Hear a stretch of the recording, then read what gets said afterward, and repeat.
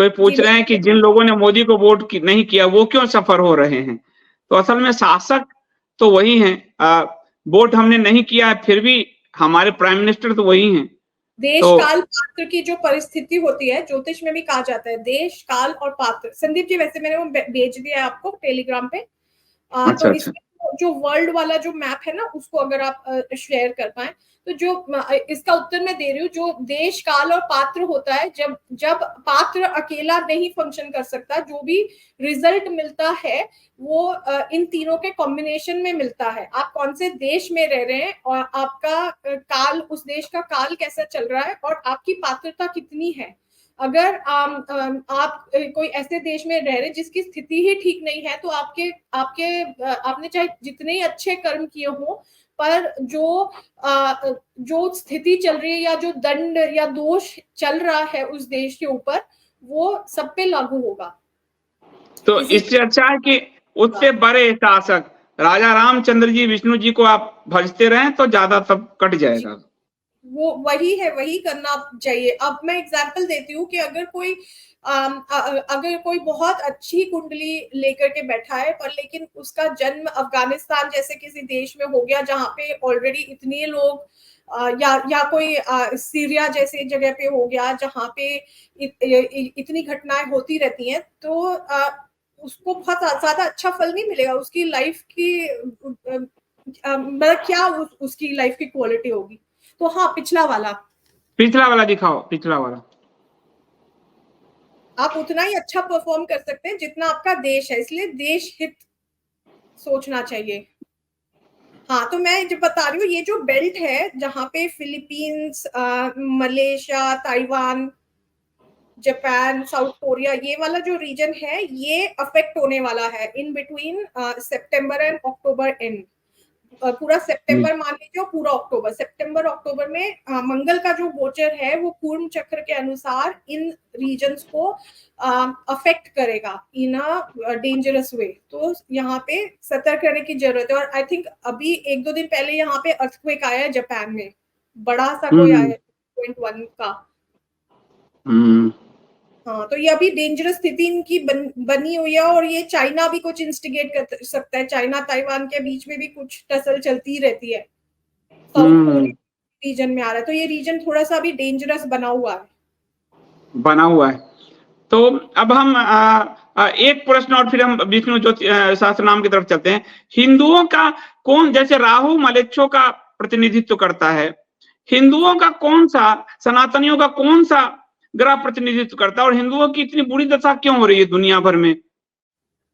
जी, तो हिंदुओं के लिए वही गुरु, बृहस्पति और केतु, ये दोनों जुड़ करके हिंदुओं को वो करते हैं एक साथ। यदि हम देखें तो अगर ये जलीय राशि में हो तो ये मत्स्य अवतार बताते हैं श्री विष्णु पे, और श्री विष्णु का प्रतिनिधित्व बुध करते हैं। वैसे तो सभी ग्रह कहीं ना कहीं श्री विष्णु के कोई ना कोई अवतारों को बताते हैं। जैसे इवन राहु को भी अगर हम देखें तो वो उनका जो वराह अवतार है राहु के द्वारा देखा जाता है। तो हर कोई ग्रह कोई ना कोई पूर्व अवतार शनि से के द्वारा देखा जाता है।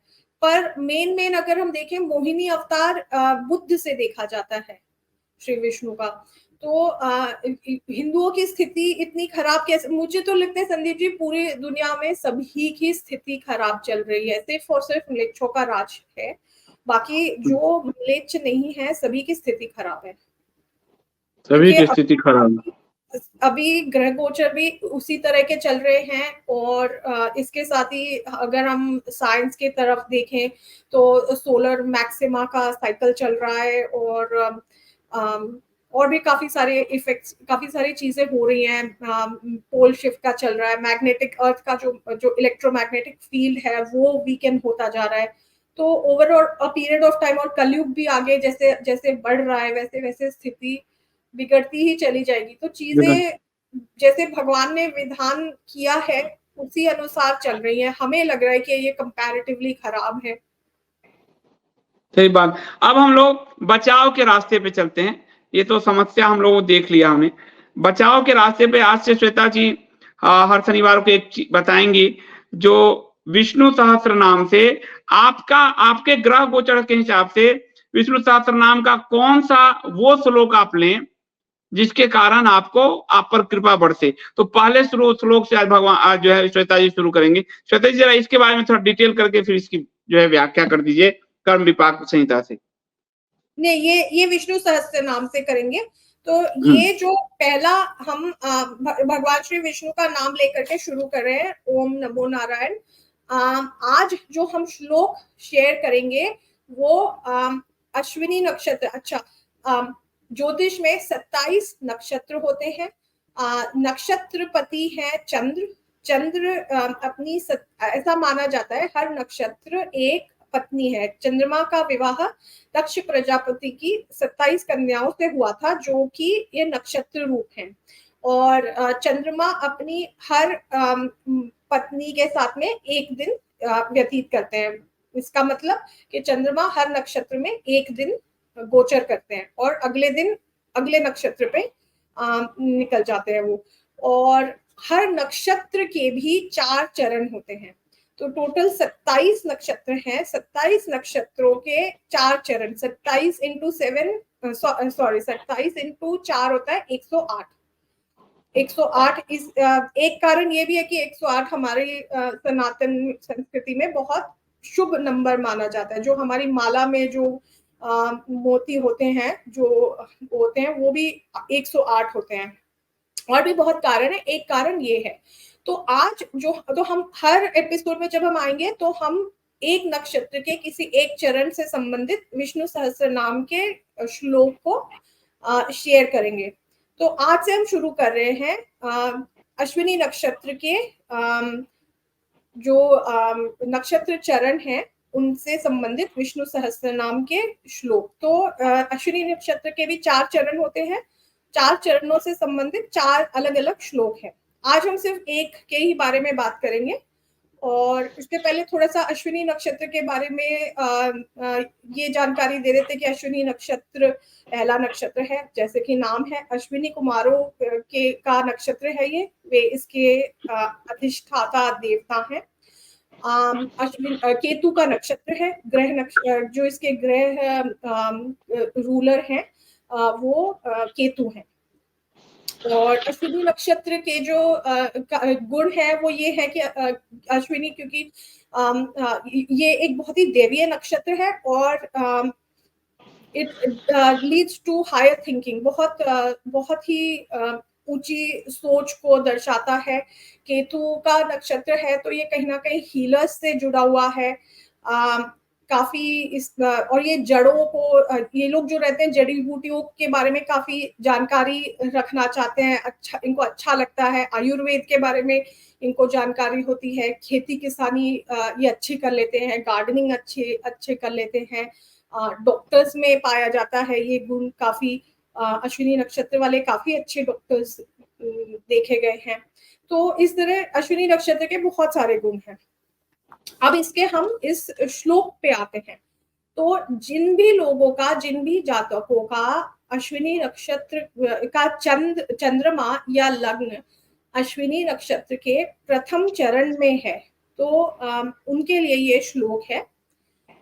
ओम विश्वम विष्णुर्वषट्कारो भूत भव्य भवत् प्रभुः भूत कृत भूत भद्भावो भूतात्मा भूत भावनः।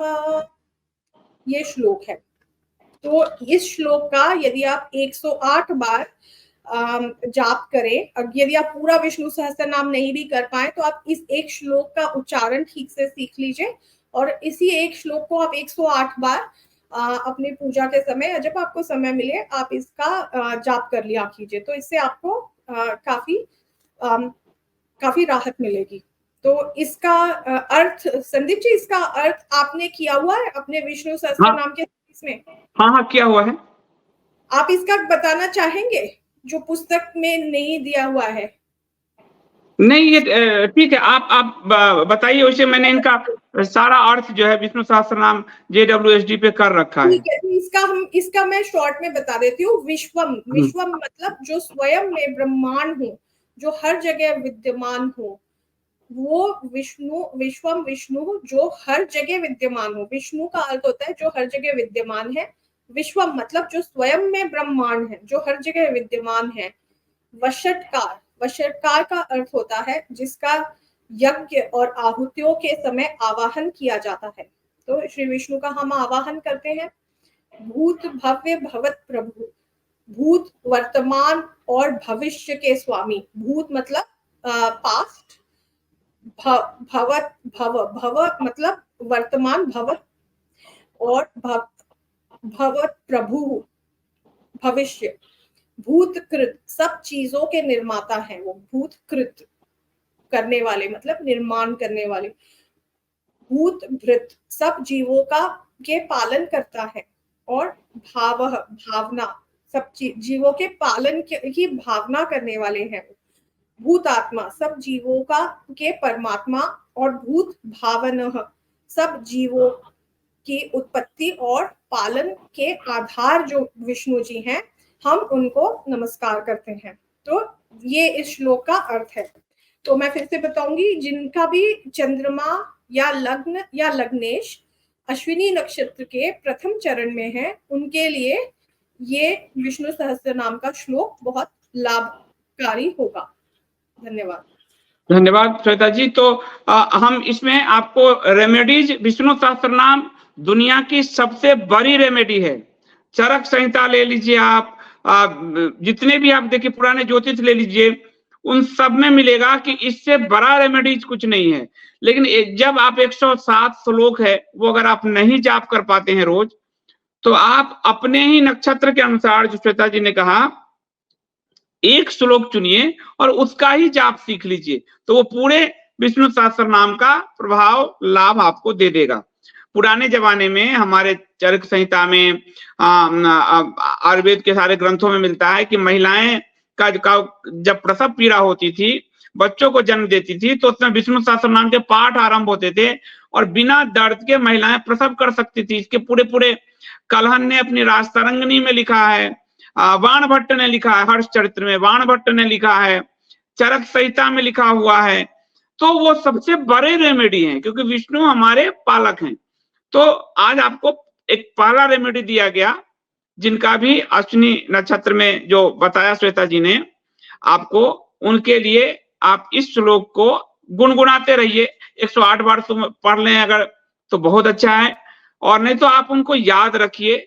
और ये जो वैश्विक संकट है उससे आप बच जाएंगे। विश्वम विष्णुर्वष्टकारो भूत भव्यवत प्रभु, भूतकृत भूत भृत भावो भूतात्मा भूत भावना। इसको आप रट लीजिए, दिमाग में बैठा लीजिए। फिर ऐसे ऐसे जिस नक्षत्र में जिनका जन्म हुआ है वो श्वेता जी हर शनिवार को बताती रहेंगी। कर्म विपाक संहिता से भी आप कुछ कह रही थी श्वेता जी? कर्म विपाक संहिता है, हम इसके बारे में बात कर सकते हैं, पर सेशन लंबा हो जाएगा संदीप जी। हाँ, तो फिर इस पे हम अगली बार करेंगे, अगली बार करेंगे। एक्चुअली क्योंकि फिर हमारा ये सीरीज चेंज हो जाएगा ना, तो हम इसको अलग से कोई एक सीरीज में करेंगे कि विष्णु सहस्त्र नाम का श्लोक और कर्म विपाक संहिता के में भी हर नक्षत्र के हर चरण के बारे में महादेव ने माँ पार्वती के से बताया है। पूर्व जन्म में पूर्व जन्म के उनके क्या कर्म थे, कहाँ जन्म हुआ था इन जातकों का, और उनके क्या क्या उन्होंने पाप किए जिसके कारण वो इस जीवन में दोष के रूप में प्रॉब्लम्स को, चैलेंजेस को फेस कर रहे हैं। तो फिर उसके उन्होंने प्रायश्चित भी बताए हैं हर नक्षत्र के हर चरण से संबंधित। तो इसके बारे में सीरीज कर सकते हैं, क्योंकि ये थोड़ा सा लंबा हो जाएगा। मैं समझ, इस पर हम अलग करेंगे। परंतु मैं आप लोगों को ये बता दूं कि आप ये देखो कि आपको ज्योतिष सिर्फ एक ज्योतिष से बता देता है।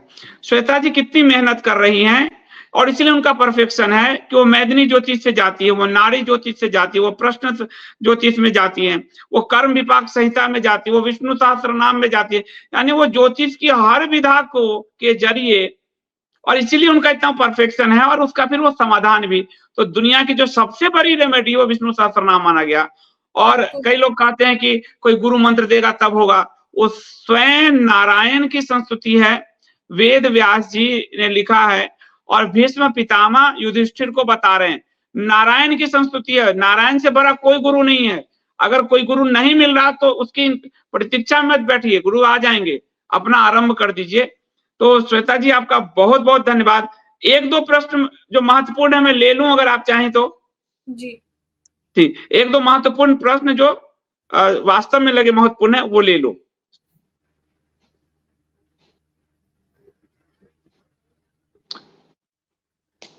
मनीष जी कह रहे हैं हिंदुओं के शत्रुओं का बुरा समय बुरा समय मलेच्छों का कब आएगा? अब ये तो देखिए पूरे विश्व की जो स्थिति चल रही है इससे तो सभी जीव पीड़ित हैं, तो इसका तो ऐसे कुछ कहा नहीं जा सकता। कहीं ना कहीं तो कुछ ना कुछ राहु केतु कहीं तो जाएंगे, कुछ तो उथल पुथल करेंगे वो तो ऐसे तो। और ये तो पूरी दुनिया में, तो इसका साफ साफ ऐसे उत्तर नहीं दे सकते। आपको अपने क्वेश्चन को थोड़ा नैरो डाउन करना पड़ेगा। पता जानते हैं श्वेता जी, मैं पढ़ रहा था, मैं आजकल ना पुराणों के अध्ययन पे पूरा समय लगाता हूँ। ये जो इनका मलेच्छों का जो गॉड है ना, ये सब शुक्राचार्य जी की बुद्धि है, सब शुक्राचार्य जी का दिया हुआ किया हुआ पड़ा है पूरा। शुक्राचार्य जी को बहिष्कृत किया गया था यहाँ से, तो मैं एक दिन देख रहा था भी पुराणों में, और अर्व ऋषि चारव का नाम है। तो ये शुक्राचार्य जी और मलेच्छों के गुरु और बृहस्पति हमारे देवताओं के गुरु, तो ये हमारा टकराव है। और कहीं कहीं ये भी आया है कि शुक्राचार्य ही इनके गॉड हैं। जी वो तो है ही, शुक्राचार्य ही इनके गॉड है, क्योंकि वो दैत्य गुरु हैं। तो हमेशा ही बृहस्पति और शुक्र में तनातनी रहती है, क्योंकि जो शुक्राचार्य हैं वो दैत्य गुरु हैं और बृहस्पति देव गुरु हैं। तो जैसे देवताओं और दैत्यों में बनी रहती है उसी तरह से। और इसीलिए हम जब ग्रहों की मैत्री और शत्रुता देखते हैं तो उसमें शुक्र और बृहस्पति की जो शत्रुता है वो इसी कारण है, क्योंकि वो ऑपोजिट पार्टीज को के गुरु हैं वो। और सब बात यह है कि जो कहा जाता है कि उनके कान में आके बताते थे, या फिर यहूदियों का कहा जाता था, ये सब शुक्राचार्य बता रहे हैं। शुक्राचार्य पे मैं खूब शोध कर रहा हूं, और मैं अब धर्म वाली किताब ही लिखने जा रहा हूं सब, क्योंकि उसमें इतना डिकोडिंग है, मतलब इतना कोड है कि उस कोड को डिकोड करने में ही बड़ा आनंद आता है। तो ये शुक्राचार्य ही हैं, उनके भी गॉड शुक्राचार्य हैं, तो हमारे तो अभी बहुत समय ऐसी इसी तरह का जा रहा है। हाँ, और प्रश्न ले लो। इम्पोर्टेंट चीज बताई आपने, शुक्राचार्य। अब मैं आपको ये कुंडली भेज रही हूँ, जो प्रश्न कुंडली है, आपको आश्चर्य होगा जो आपने कहा अभी एग्जैक्टली मैं वो बता रही हूँ आपको। देखिए, आप स्क्रीन पे शेयर कीजिएगा। ये जो प्रश्न कुंडली मैंने बांग्लादेश की स्थिति के बारे में देखकर आपको बताई है, ये वो प्रश्न कुंडली है। आपने जो कानों में कह के सुनने वाली बात कही ना, मैं वही बता रही हूँ, उसी को आगे बढ़ा रही हूँ। ये आप स्क्रीन पर दिखाइए, फिर मैं इसका बताती हूँ। दिखाना अमरदीप।